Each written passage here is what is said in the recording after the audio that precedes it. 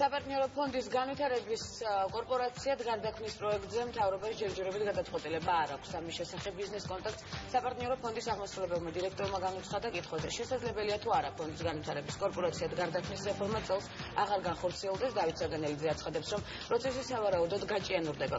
საქართველოს განვითარების კორპორაციის კანონ პროექტის საბოლოო ვარიანტი KfW-მ ქართულ მხარეს ჯერ კიდევ თებერვალში გადაუგზავნა. საპარტნიორო ფონდის ხელმძღვანელი ვარაუდობდა, რომ კანონ პროექტი სავარაუდოდ აპრილის ბოლომდე დამტკიცდებოდა, თუმცა პროექტი ჯერ კიდევ სამთავრობო განხილვებს გადის.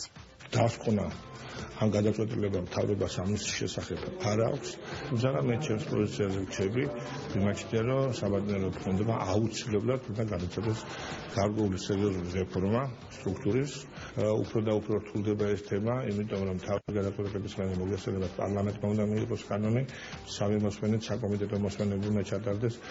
ამ პარლამენტს ძალიან ცოტა დრო დარჩა.